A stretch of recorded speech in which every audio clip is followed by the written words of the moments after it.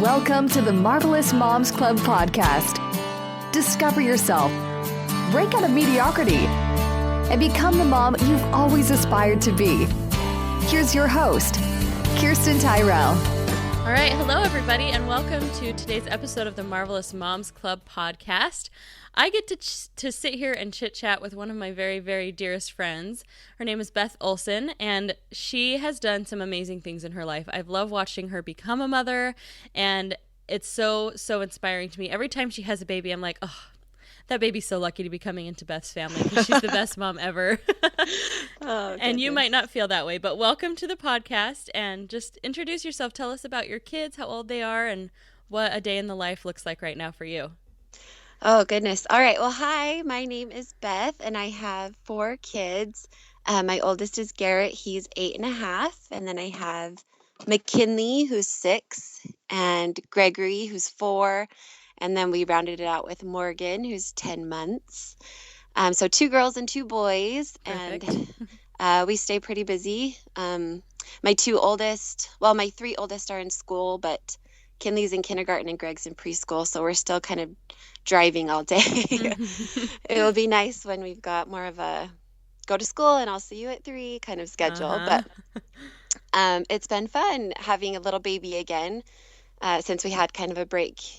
I had the first 3 pretty quick with each other, and then we took a little break and had Morgan at the end, and it's been fun with my big kids being able to play with her and help with her. It's nice to have the extra help since I was a little nervous about that, but no, we just stay busy and we have activities, and I work part-time. A few days a week I go out to my office and work there for a few hours, but I get to take Morgan with me, so that's nice. Because what do you do, Beth? What does your office look like? My office is a big craft room. It is, I work for my mother-in-law. She's been a Stampin' Up! Demonstrator for 27 years now, when this company first started, and she was signed up that first week. So wow, we've been through lots of changes and done a lot of things the last couple of years, especially, but it's so fun. I've worked there with her since I've started having kids, and for a few years we took our kids, all of the girls in the office. It was kind of a zoo, but it's been so nice to have that flexibility and still be able to be involved in my kids' lives, and still work and be able to support our family and have fun. I love working, and makes me a better mom. Makes me better to be able to have adult conversations and feel like I'm being productive, and I need that. That's something that I need for myself. So it's a little bit selfish, but it makes me better in lots of aspects. So it's good. It's good. I think we need to totally break that down. People need to quit feeling selfish for doing something that's making them happy, you know? Yeah. I think that's a cultural thing, and maybe a little bit of a religious thing, where it's like when you have kids, that's it. You know, you need to be a full-time mom, and, you know, there's a scare tactic. Like, if, you know, kids that aren't raised with full-time moms, or moms who aren't home all the time, are going to end up on drugs or all these kinds of scary things. And you're like, I don't want to be guilty when they're 18 that I wasn't there for every single potty and everything. Yeah, but I'm definitely not that helicopter mom either. So that would drive me just crazy to be there every second. I love that my kids are, man, I don't know where my kids came from. Jeff and I are both kind of laid back, chill, kind of mellow people, a little bit introverted, and our kids are just something else, man. They are just leaders, and they just every one of them. So it's been a growing thing being a parent, but I love it at the same time because I love them having that independence and making choices for themselves. They've done that since they were just little, and we've really tried to support that and help them to grow that, because I think in today's world you need that. So yeah. Exactly. And they are a different set of people. They're a different generation that even, I remember, you know, our parents said that, you guys are so much more advanced or so much more ahead of us than we were. Well, obviously we're going to keep bettering our species, but our kids, they really are coming into a time of a lot of independence and really having to find your own place and do your own work to really make a difference. And so, I mean, and going back to that, if we stop having our own dreams and our own goals and working and, you know, having our own stuff that we do, then it's kind of inhibit them too, to not see that, oh, mom has, you know, her own thing too, and I want to have that when I grow up. And it's not like you're, you know, working 60 hours a week and you never see your kids, but yeah, it's finding a good balance, which I'm beginning to realize the more I talk to moms, there's no such thing as a perfect balance. Well, I But just don't think there's a formula that everyone can go by. I no. think it's different for everybody, and you kind of have to find yours, but then the next year it changes. So Yeah. it's just a constant shift and learning how to do it again and being patient with yourself, I think, and your kids and the stage that they're at. Because now that my kids are getting a little bit older and I still have young ones, the young ones are a lot easier because I can see what's going to happen in the future. Yeah.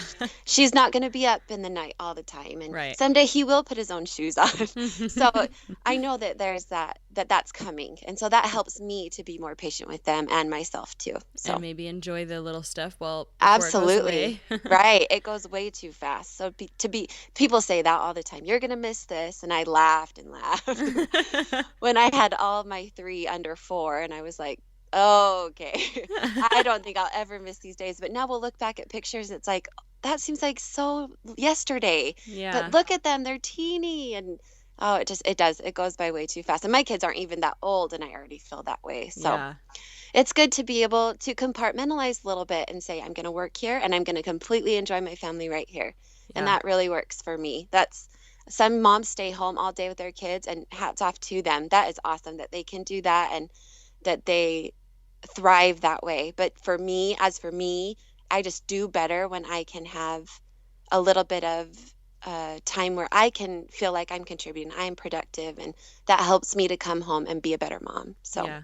Yeah. It's so funny. That was so foreign to me because I was raised by a mom who was full-time home all the time. yeah, me too. Yeah. And so, yeah, that's what I thought I would be happy doing. And for a while, I don't know, can I even say for a while? Because it was before Connor, I think, even turned 1 that I was like, I'm going to go back to school. I'm going to figure this out. We're going to juggle this around. I need to do something for me too. Yeah. And, and then the photography business, just kind of little things here and there. Over the summer, it was like, oh, I can't wait to go do my photo shoot because I get to go talk to grown-ups, or I get to drive in the car and nobody's in there with me. I loved my shoots that were far away because I got to sit in the car and just have the quiet. Yes. Nobody's saying, Mom, Mom, Mom, Mom, Mom. Right. Jeff will sometimes get in the car with me, and he's like, it's so quiet. Where's your music? I'm like, oh, honey, I just love the quiet. I just drive and nothing. It's amazing. Oh, it's such a good time. I know. Or listen to podcasts, right? That's my new thing. Yep. I listen to podcasts all day. It's so great. It's so It's funny. so great. Yeah. It's like reading. I'm an avid reader. I love to read books. And that's something that's kind of gone by the wayside for me a little bit, having a baby again. I kind of got back into that when Greg got a little bit older, because he could manage and play by himself a little bit, so I could read here and there. And I get obsessed with, like, so into it. My children don't eat meals. Like, Me too. go have some nuts or something. So I try not to do that.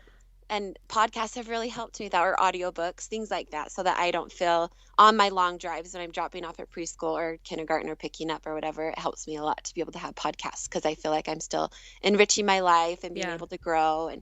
And I really appreciate that. So hooray. And yours is one of my favorites. Yay. So. I'm glad I made it on the list. Yeah. Yeah. So talking about that, what kind of books do you like to read? Are you a nonfiction or a fiction reader? I like both. Yeah. I kind of go back and forth. I like to read, I don't know, what did my dad used to call them? Lay by the pool books, because I grew up with a teacher as a dad, an educator. And so reading was instilled at a very young age. That was like what we did for fun.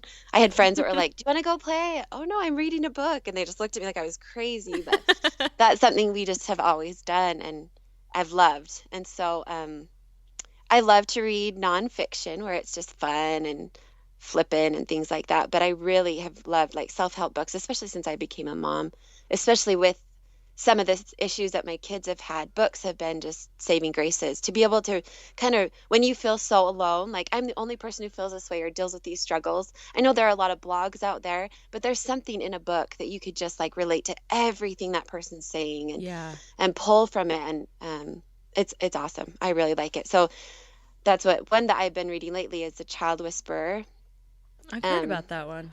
Yeah, this whole program is amazing. I don't know if you've ever heard of this. I have a friend who works for Live Your Truth up in northern Utah, and he introduced me to it and sent me some of the products, some of the books. And so I've been reading those probably for the last year. Cool. It's been like this whole self-discovery thing, because instead of taking like a personality test where you answer questions and they put you in a box. You kind of choose for yourself what you are. Mm-hmm. And that's hard for me because I don't like to think about myself very much and why I do the things I do and what I do and my strengths versus my weaknesses. Things like that are really hard for me. But the thing that I've loved doing that for myself is that they also have a children's line, a children's book, The Child Whisperer. And Carol Tuttle is the author. And I've just learned so much about my children. The book shows you ways to discipline. It shows you how to love your kids, how to make sure they know that you love them. It's kind of like gives you a little insight into their minds. And where like I said before, my kids are so different than I am. It helps me a lot because it helps me be able to know what I can do when maybe I don't relate to them perfectly. And so I've really, really liked that one lately. But I'm going to have to check that out. I feel like that's a big struggle for me sometimes is like, for one, remembering that they're different than me, even though they're my kids. And that's a revelation I've had from doing this podcast. Some of the moms I've talked to, I'm like, oh, yeah, they are individual people. Right. Yeah. For some reason, I was thinking they were just going to be mini-me's and think the way I thought. And Right. So, yeah, for that reason. And then just connecting with them and understanding the way they see things, because it's going to be... It's so funny, you grow up and you're like, I remember thinking this totally differently. I remember that was my perception of it, and I want to understand what they're perceiving right now. So that's cool. Totally, yeah. And the biggest thing, I don't know, I remember holding babies when they were little and just crying to my husband in that emotional, like, do they know they're loved? Do they know how much we love them? And that's always been, as a mom, probably my number one goal is just to make my children feel loved. Yeah. I want them to know that feeling and to I don't know, remember it as they get older, that if anything else, mom failed day after day, but she loved us and she tried, And so just to be able to help them understand in their own way that mom loves them, that's kind of my goal every day, I guess. Well, and doing that, I don't think they're ever going to say, Mom totally failed, but she loved us. I don't really think that those things can go hand in hand. Oh, well, we'll see, I guess. Time will tell. Yeah, we'll find out someday. From the outside looking in, I'd say you're doing a pretty dang good job, so I would give yourself a little more credit. Well, I appreciate that. Thank you. So you kind of mentioned a little bit of struggle and obstacles you've had with, some of your kids or things you've had to overcome. So I wanted to ask you a little bit more about Garrett, your oldest. And I remember kind of following bits and pieces of this through social media and everything and just being like, oh, for me, it's something that I'm so overwhelmed by even knowing that my friends have to go through the whole process. But go ahead and just tell me about it and tell everybody listening what you've had to do. Okay, yeah. So we had Garrett in 2007. He was our first baby, and we loved every second of it. It was so fun. He was such a good baby. He was just mellow and chill, and we just carted around with us everywhere. Our lives kind of went on just the same as it had. And he was one of the first grandkids in our family. Mm-hmm. And Jeff and we have double grandparents because our brother and sister are married too. And so we're very a tight-knit family, which is fun, but we don't have a lot of, at that point, we hadn't had a lot of experience with babies. Garrett was the second one in the family, and JD, who was the oldest, had moved away my brother is in the Air Force, so they were living in California at that time, or Virginia. Maybe they were in Virginia then, but we had Garrett, and he grew up, and we met all of his milestones and was smart as a button. And he turned 2 and started, it was like he turned 2 and he could speak words very clearly. We just thought it was cool. Yeah. We encouraged it, but, and he could count to 20. He was amazing. Yeah, it was amazing. But we didn't have anything to gauge that against, It was kind of like, look at our amazing baby. And the doctor never said anything, he met his milestone. So it wasn't like we were worried or concerned. We thought he was totally good and normal. And he was normal, but just advanced. Right. Yeah. We were just way excited about how advanced he was. And that year we had McKinley. Garrett was about 2.5 when we had her. And I think he struggled normally having a new sibling when you've been the only one. And it took us a week or so to get used to having her in the house, but he went back to his thing and whatever. And as they grew up together, she hit about 2 years old, and she started doing things that we noticed that she wanted to be a lot more independent than he did. things like getting dressed and putting his shoes on, he had such a hard time with that. It was like, I think he would have let me do it till he was 8. He's just, Mom, you do it. I don't want to, but he was so smart. He would just pick up on everything. Anyway, so we're noticing all of these things about him.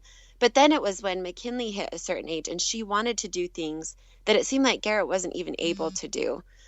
And that kind of piqued my interest a little bit. Like, I wonder if something's going on here. And I mentioned before, my dad was an educator. So I kind of had a little heart to heart with my dad, because and not only was he an educator, but he had his master's in child psychology and he had been a school counselor for a few years. Mm-hmm. So I knew he had a lot of experience with kids and different types of kids. And so I just said, hey, Dad, I kind of have this thought, I've done a little bit of research and Garrett's just a little bit different to me. Now seeing McKinley and kind of how a neurotypical child responds and develops and grows. And, I'm noticing she's very social and she'll babble, Mm-hmm. She wasn't talking amazingly, but she would socially speak to us and babble and things like that. And Garrett never had really done that.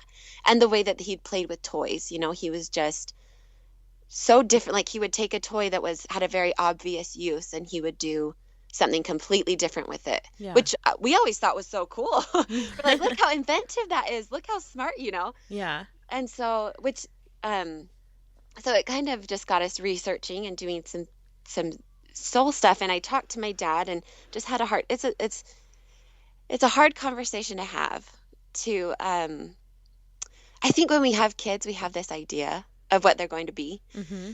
And when you find out that possibly that's not going to be, and that they have struggles, that I remember, I'm getting ahead of myself. Anyway, okay, so we went to the doctor. We were referred by our doctor to a child psychologist to speak with about Garrett. And she just talked with us and tell me about him. And she asked us questions, and we'd never done that before, just regular pediatrician visits. He was a healthy kid. We never had anything. His fits had gotten pretty crazy. That was another thing that was pretty hard, was when he got worked up about something, he responded like a 2-year-old. And he was 4 at the time. And that was difficult because not only do people kind of look at you like, get your kid under control, woman. Yeah. But it was like, he couldn't calm down. Like, I don't know. To me, it wasn't normal. It wasn't like I could distract him or talk him out of it, and he wasn't being like a mean kid.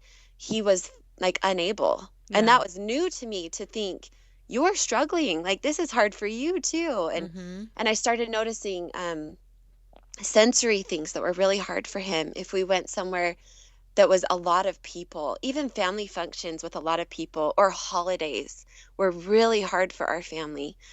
And it was difficult because that's like when you think is supposed to be the happiest time. Yeah.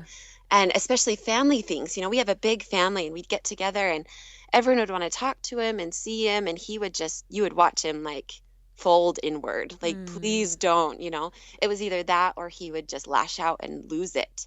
It was like his little body and brain just couldn't handle it. And wow. So after talking with the psychologist, we got a good idea of kind of some struggles that he was having. And at the time she gave him an Asperger's diagnosis, which is on the autism spectrum, but it's a high functioning type of autism. Mm-hmm. And it affects them more socially than it does in other ways. Right. So much more cognitively than socially, or socially more than cognitively. And so we took that, and where we live, there aren't a lot of resources and help because our town is on the smaller end. And so we did a lot of interventions ourselves. Jeff and I are very proactive and wanted to, and that's what the psychologist, that was her first recommendation, was early intervention is key. Mm-hmm. If you can, and they really don't diagnose until they hit like 3 or 4. And at the time Garrett was 4. And so we just hit the ground running, anything we could do. So we got him, we tried to sign him up for lots of things and get him evaluated by all these different people. And it just kept coming back. He's not severe enough. He's not severe enough. Mm-hmm. He's right there, but he's not severe enough. And I was getting really discouraged and struggling a little bit with the system because, they have to kind of go their way and meet their parameters. And so I was doing a lot of different research and figuring out a lot of different things. And I'm always been kind of a hippie by nature, where I love I love natural things, and I love if we can do. I remember sitting at the doctor with Garrett after we had him diagnosed. They set us up with a medical doctor to speak about struggles he had, his sensory issues that could be addressed with possible medication, his anxiety. Garrett's always had really high anxiety. He struggles with things that to you and I are, I guess that is anxiety in a nutshell. Things to everyone else that is normal, but him is a little bit hard. And he talked about putting him on an anxiety medication, and I just thought, I can't do that to him. Yeah. I can't put my child on Zoloft. That was really hard for me to just start there. It was like, let's start other places and come back to that if we need to.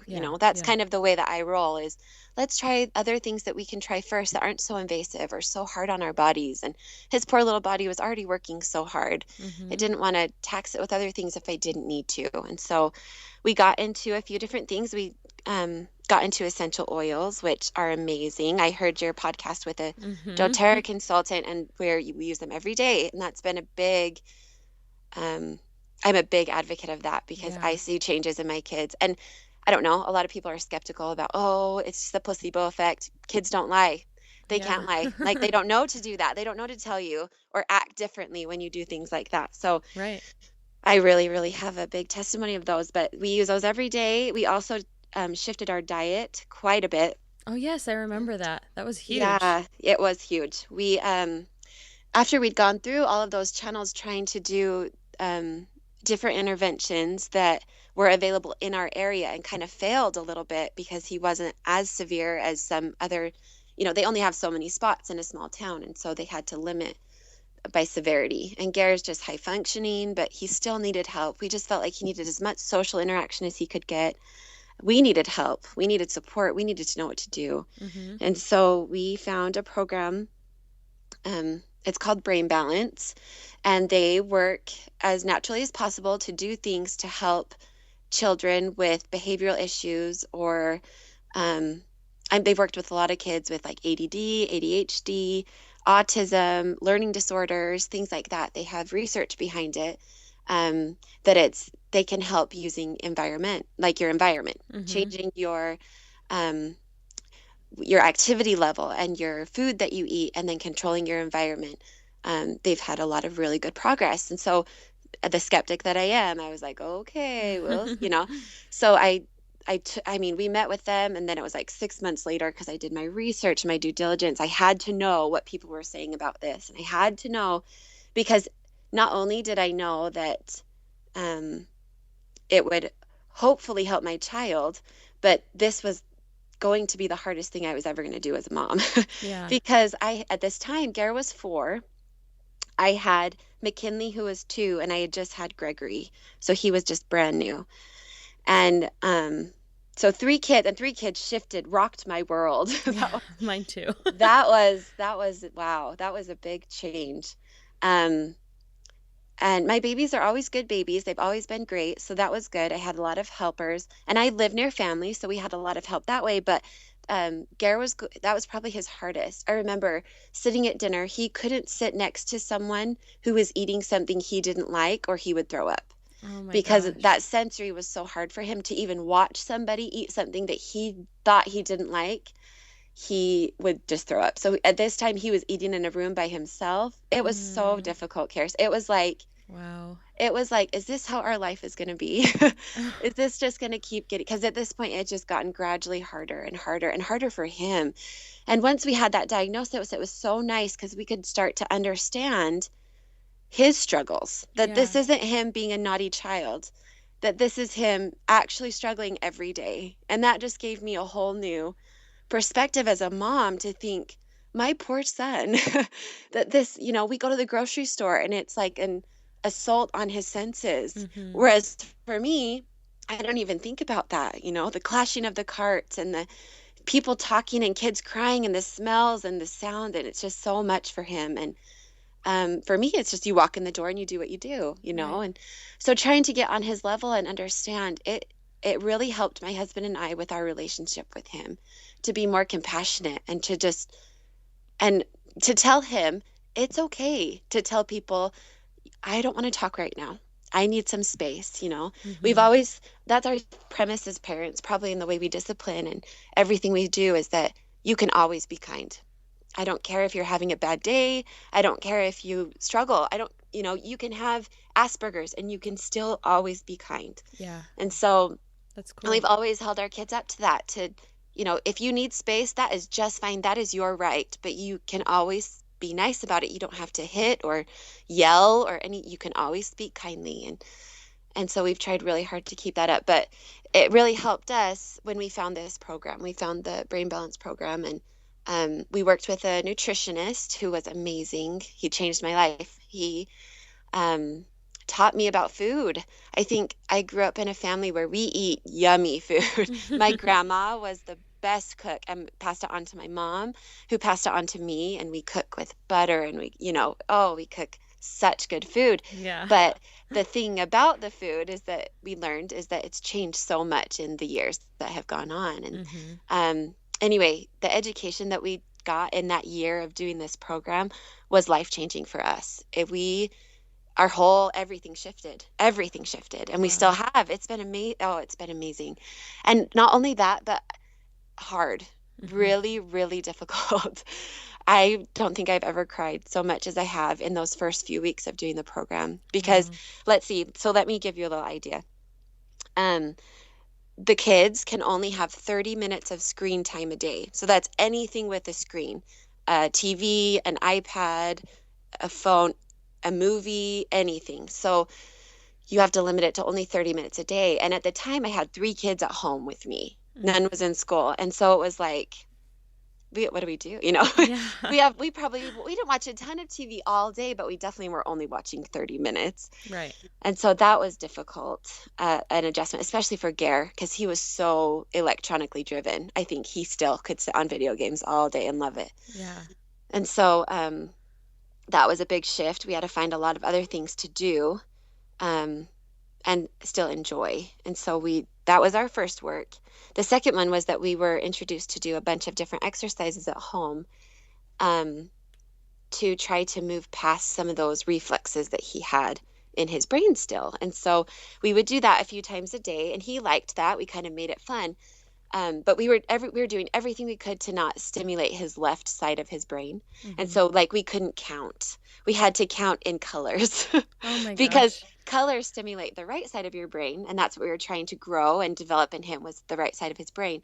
And we were trying to understimulate the left side. Anyway, there's so much Wow. behind it, but it was just basic things like that. We couldn't count out loud. We had to drive home differently, because he's so regimented at that point, Mm-hmm. that any regimen or regular thing that you would do is that left side of the brain. Oh, And I'm so exhausted just thinking about that. it was crazy. It was so Wow. crazy. And um I read once somewhere that when your child is on the autism spectrum, you kind of become on the autism spectrum too, because it helps you survive, right? You kind Mm-hmm. of get on their level and try to understand them, but you kind of take on that role as well. And I never had thought about that until it was so true for me. It was like he hit 4 and play dates became really hard, Mm-hmm. because he couldn't play with other kids. He didn't know how. It was the weirdest thing to watch your child. He wanted to so bad, but he would just stand there and not know how to relate to other children. He didn't know how to talk to them.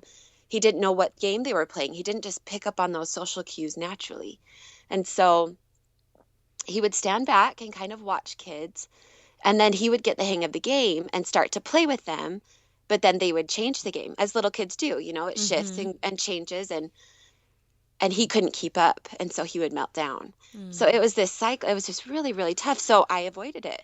You know, it was like, okay, we just won't go play with friends. We'll just stay home. Yeah.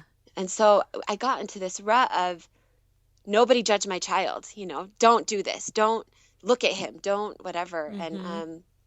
And I kind of became a little bit reclusive, which is really hard when you need support. Yeah. It's really hard to pull away from everyone and be afraid of what they're going to think of your child and of you, because there were times he couldn't control himself. And I didn't want people to see him struggling and me Mm-hmm. struggling, because it's hard. It was difficult.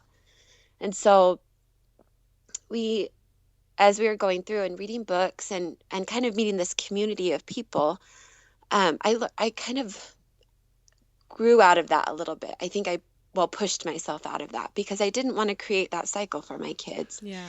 of where we don't talk to anyone, we don't do anything, and to be proud of my son and the accomplishments he has come and how hard he's worked to get there. And so that's kind of what we've been doing the last few years is we went through the program. It was 6 months and changed our eating habits drastically, which we've still kept up with for the most part, and our activity levels. We get exercise every day, all of us. My husband started that year, he started running again. He ran in high school and now he runs marathons. He's doing the Ironman this year. Wow. We've just decided that we want our kids to know that this is life. This is what we do every day. We do limit our screen time at home. We eat a very clean, balanced diet, and we have activity every day. And that's kind of the three things that we try to stick to. And we're successful, I feel like. Garrett is thriving. He has come so far. I don't think he'll ever have a million friends, which is fine. Yeah. I think it's quality over quantity. He's made a few little friends that he jives with, and I'm so grateful too. That's the other thing I would want to say is that in that moment when I realized that I was keeping my kids from other people because I didn't want them to be judged or me to be judged, I was doing myself and my kids a really big disservice. I think that it takes a village. And for people who are trying to not let the village see what's going on, I think I needed to be humbled. I needed to realize that I can't do everything for my kids. They need to learn from other people. And as a mom, I needed to see that other people love my kids. I think that's been my most valuable lesson. Through everything with Garrett is that other people can love him. It doesn't just have to be me. And that he can teach other people lessons too.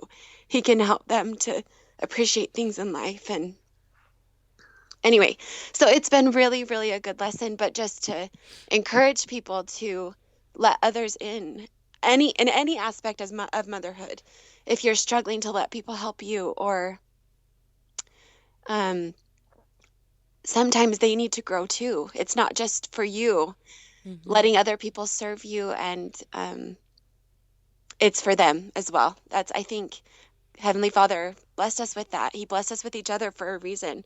There's a reason we're in family units and friend units, and those friends become our family as we allow people to serve us. And so it's still hard for me. I don't want to act like I'm perfect and I let other people help, because my best friends will tell you that I don't.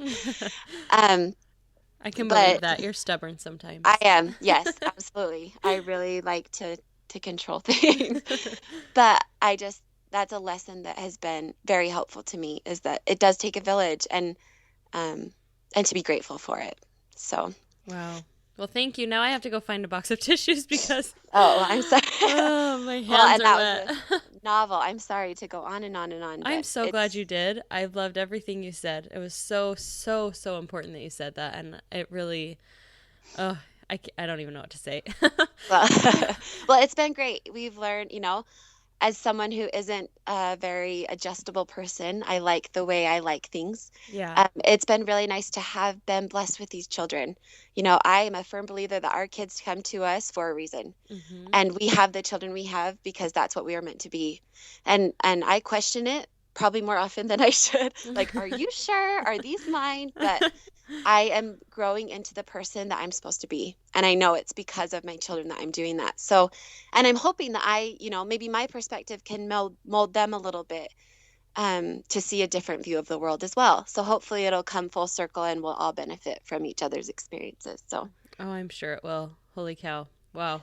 I'm so amazed by you. I can't believe that for even a fraction of a second you could feel inadequate as a mother, because you've done such incredible things, and things that I think some of us are like, I don't know if I could do that, but you just do it because we all do what we have to do. And when we love our kids, then it's just, I don't know, it makes it a little less hard, but that's kind of what makes it hard, is because we love them so much. We just want everything for them. That's it. I think when we feel so frustrated with them, we need to step back and think, why am I frustrated? Because usually it's because we love them and we know they can act better, or we love them and we know they deserve better. Yeah. And for us too, I think, especially as a mom with a child who is a little more taxing, which I think we all could say in one way or another that, one of our children is a little harder than another one.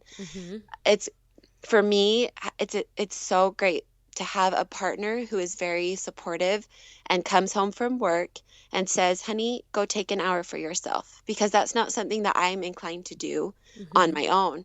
And so just to be able to take those breaks and get refreshed and be able to come back and, kind of tag team it. Okay, honey, now you go, go for a run and I'll be home with the kids. And yeah, just to be able to realize that we can't keep going at 100% all the time with those kids who struggle a little bit, but to let other people help. I think that's why we're all here together. We've had great teachers at school and people who are we've just been really blessed in our process with Garrett, with people who just genuinely love him. Yeah. Sounds like it. Yeah. Yeah. And he's thrived for it.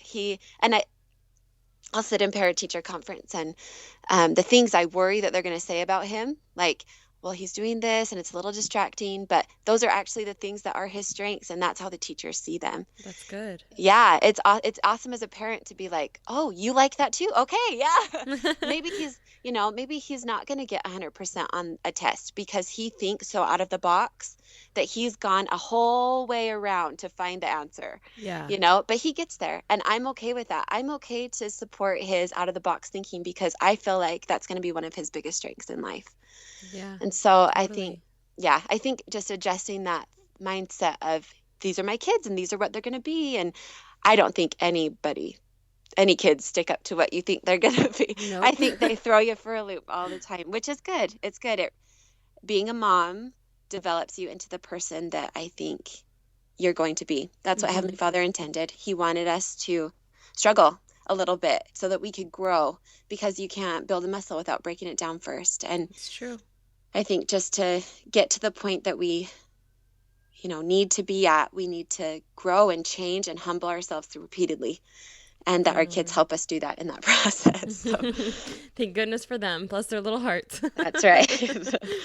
Well, you're marvelous, Beth, but I feel like I could talk to you for another 20 minutes. But let's wrap it up. And I know that it might be hard to sum up all the things that make you marvelous into one big statement. And I know nobody likes to answer this question, but I'm going to make you do it anyway. So what do you think makes you a marvelous mom? I've been trying to think about this all week because I knew you'd ask me, and I'm not good with seat of the pants stuff. So, I just think that I will always go to bat for my kids. At one time I had a friend who said, I was telling her a story about Garrett when he was little and how hard it was to potty train him. And, she said to me, you need to have more confidence in him. I bet he can do that if you just have more confidence in him. And at first I was like, how dare you say that to me? But she was spot on, that I can expect my kids to do certain things. And I will always go to the mat for them. I won't do that for myself all the time, but I will always do my best for my kids. And I guess that's what would make me a marvelous mom, that I love them unconditionally and I will always believe in them and go to the mat for them. So, and you already have. Now I'm crying again. Oh, oh my gosh. Great way to start our Saturday. Now we're going to have cry face. Seriously.